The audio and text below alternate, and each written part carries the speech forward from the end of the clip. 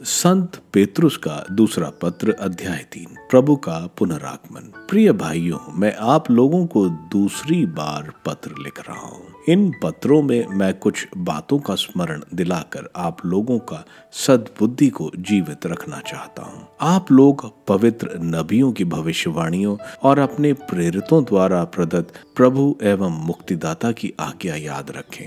आप लोग सर्वप्रथम यह जान लें कि अंतिम दिनों में उपहास करने वाले नास्तिक आएंगे। वह अपनी दुर्वासनाओं के अनुरूप आचरण करेंगे और कहेंगे, उनके आगमन की प्रतीक्षा का क्या हुआ? हमारे पूर्वज तो चल बसे, किंतु सृष्टि के प्रारंभ से सब कुछ ज्यों का त्यों बना हुआ है। वह जानबूझकर यह भूल जाते हैं कि प्राचीन काल में एक आकाश था और एक पृथ्वी, जो ईश्वर के शब्द द्वारा जल से उत्पन्न होकर जल पर बनी हुई थी। उस समय का संसार जल द्वारा नष्ट हो गया। प्रलय ने उसे जलमग्न कर दिया। ईश्वर के शब्द ने वर्तमान आकाश और पृथ्वी के आग के लिए रख छोड़ा है।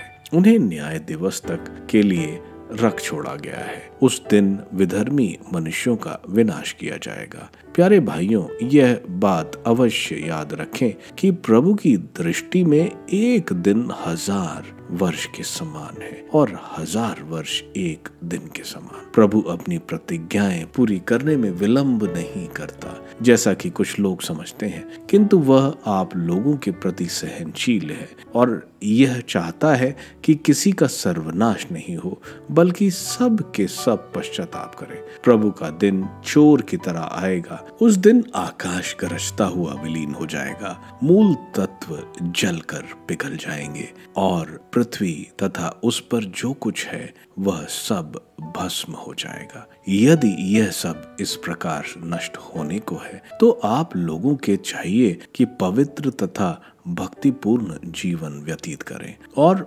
उत्सुकता से ईश्वर के दिन की प्रतीक्षा करें। उस दिन आकाश जलकर विलीन हो जाएगा और मूल तत्व ताप के कारण पिघल जाएंगे। हम उसकी प्रतीक्षा के आधार पर एक नए आकाश तथा एक नई पृथ्वी की प्रतीक्षा करते हैं, जहां धार्मिकता निवास करेगी। जागते हुए सावधान रहें। इसलिए प्यारे भाइयों, इन बातों की प्रतीक्षा करते हुए इस प्रकार प्रयत्न करते रहें कि आप लोग प्रभु की दृष्टि में निष्कलंक, निर्दोष तथा उसके अनुलोक हों। यदि प्रभु अपनी सहनशीलता के कारण देर करते हैं, तो इसे अपनी मुक्ति में सहायक समझें, जैसा कि हमारे भाई पौलुस ने अपने को प्रदत्त प्रज्ञा के अनुसार आपको लिखा। वह अपने सब पत्रों में ऐसा ही करते हैं। जहां वह इन बातों की चर्चा करते हैं, उन पत्रों में कुछ बातें ऐसी हैं जो कठिनाई से समझ में आती हैं। अशिक्षित और चंचल लोग धर्म ग्रंथ की अन्य बातों की तरह उनका भी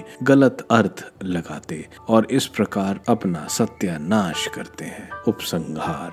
प्रिय भाइयों, मैंने आप लोगों को पहले से ही सचेत किया है। आप सावधान रहें, कहीं ऐसा ना हो कि आप उन दुष्टों के बहकावे में आकर विचलित हो जाएं। आप लोग हमारे प्रभु और मुक्तिदाता ईसा मसीह के अनुग्रह और ज्ञान में बढ़ते रहें। उन्हीं को अभी और अनंत काल तक महिमा। आमीन।